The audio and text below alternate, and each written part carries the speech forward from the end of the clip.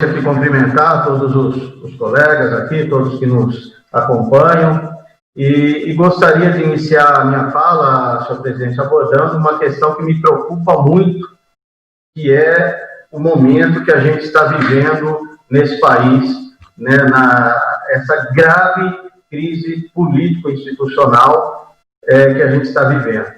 E aqui eu não tenho dúvidas que, principalmente na nossa cidade, muitas pessoas discordar de mim, vão criticar, mas não me importa, eu sempre me posicionei, sempre vou me posicionar, né, em relação ao governo federal. Eu disse na época aqui, não fiquei no muro, não me escondi, não, falei claramente, eu não votei, jamais votaria nesse atual presidente no primeiro turno das eleições, acho que tem várias outras opções melhores, né, mas no segundo turno acabou sobrando apenas duas opções, e como eu nunca voto em branco, acho que o voto é valioso demais, a gente lutou demais pela democracia para a gente abrir mão do voto, é um posicionamento pessoal, então mesmo que for no menos pior, eu procuro sempre votar. E no segundo turno das eleições, para que ele não tivesse a volta aí de um governo do PT, que eu acho que foi horrível, desastroso para o país em vários aspectos, né? Eu, por exclusão, votei em outro, como seja quem fosse o candidato que estivesse lá, votaria para evitar, ao meu ver, naquele momento, a volta do PT ao poder. Votei, naquele momento, no presidente Bolsonaro, mesmo achando que ele é absolutamente despreparado, incapaz, incompetente, né? Totalmente fora de sintonia com o mundo, com ideias retrógradas, ultrapassadas, e mesmo naquilo que ele sempre se apegou tanto, falando que ele, que a família, que ia combater a corrupção, a gente está vendo exatamente o contrário. Basta ver todas as operações que eram realizadas anteriormente, né, o que aconteceu a partir do momento do governo dele, né, a atuação da Polícia Federal, né, a Lava Jato, por exemplo, a partir do governo dele, ela perdeu muito fôlego, né? Ele conseguiu tirar o juiz Moro, acho que o que ele queria era isso, tirar ele da função dele, convidando para ser ministro, assim ele evitaria um problema maior, porque todo mundo sabe a seriedade do juiz Moro, levou para lá, não deixou fazer aquilo que ele prometeu, não deu autonomia, né, quis intervir, né, na Polícia Federal, a gente sabe muito bem por quê, para proteger os filhos dele, a turma dele, os amigos dele, como ele mesmo falou, né, e todos veem, não é só isso, né, vem desde lá de trás, né, do esforço enorme para que o filho dele não seja investigado, e assim vai, né, uma série de outras questões, e o mais grave, é uma pessoa que mostrou que não tem capacidade de diálogo, que é fundamental numa democracia, para ocupar o cargo que ocupa, né, a pessoa, ela tem que saber ouvir críticas, tem que estar disposta a conversar, a dialogar, a saber que nem tudo pode, entender que um presidente da República, ele é, antes de tudo, um servidor público, ele não é rei, e ele não é Deus, como talvez ele acha, que ele possa impor e mandar fazer, ou preso, ou arrebento. Isso, graças a Deus, passou essa fase e a gente não pode admitir isso.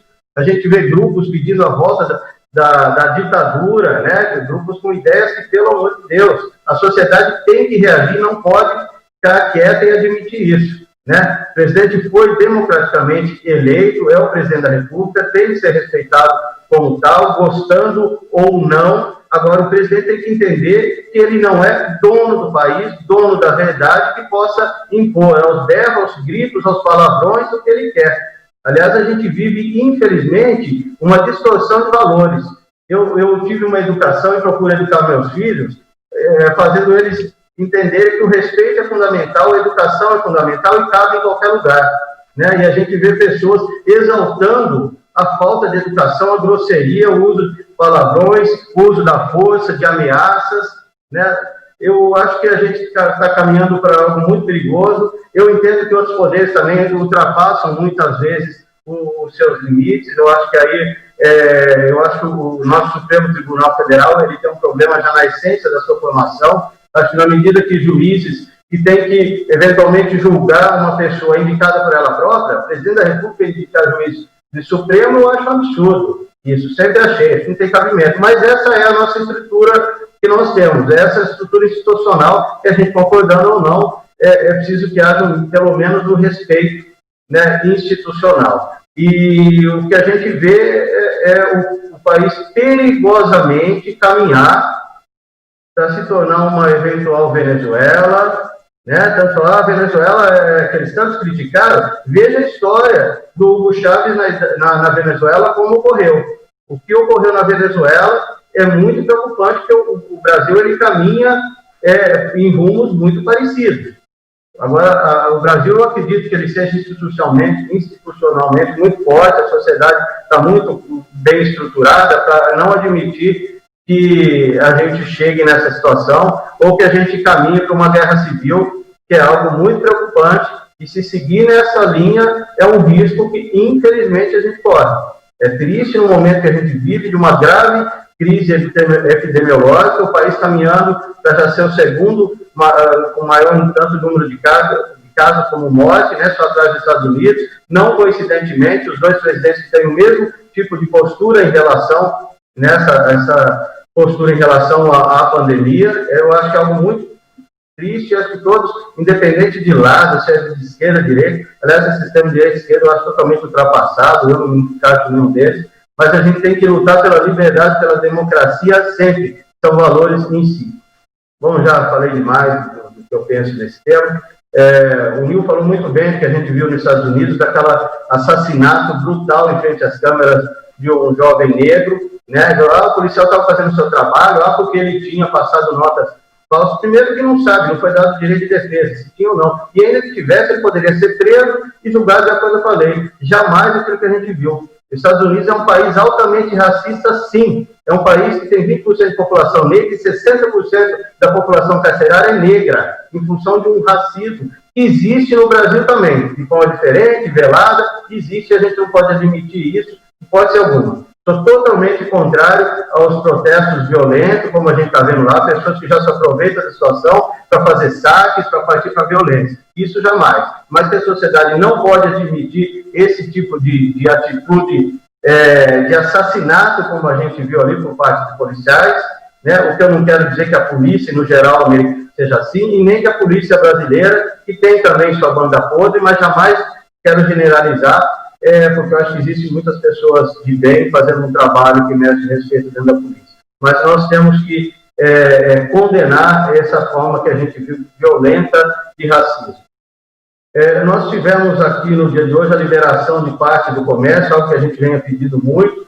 Eu estive hoje andando na região central aqui bastante, verificando, vi todas as lojas, todos os funcionários com máscara, com álcool gel na entrada, as que tinham clientes dentro também. Eu vi alguns casos que relatei até para o secretário Flávio, dando algumas sugestões de algumas lojas que eu acho que poderia melhorar. No caso de restaurantes também, que tem um sistema de entrega, e que as pessoas estão acumulando na porta ali, um monte de gente, poderia liberar para as pessoas adentrar, não consumir no local, mas utilizar o espaço interno enquanto aguarda ali para pegar o seu Marmitex.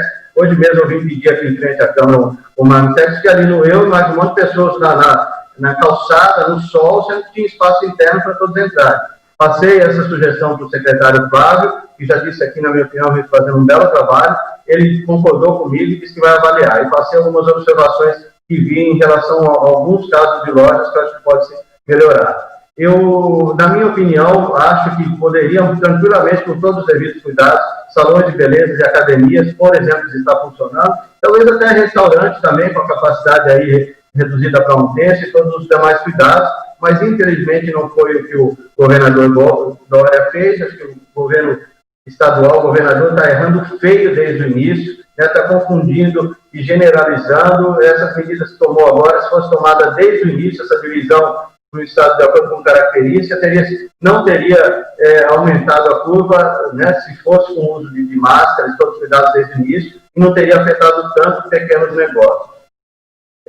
Então fica aqui frisado que foi um avanço, mas eu acho que ainda tem setores sendo prejudicados, sendo que não precisaria. Era perfeitamente possível conciliar todos os cuidados com o funcionamento de vários setores do comércio, micro e pequenas empresas que estão sofrendo demais. Acho que o governador Dória vive trancado no palácio, cercado de bajuladores, e não sente a realidade dos coitados que estão aqui em situação desesperadora. Por último, senhor presidente, eu estive conversando com o secretário de governo, Jorge Torrezinho, buscando algumas informações em relação ao projeto que está nessa casa, sobre a questão hídrica. essa é uma questão polêmica que eu quero me manifestar futuramente nas próximas sessões com mais tempo para poder falar. Obrigado, uma boa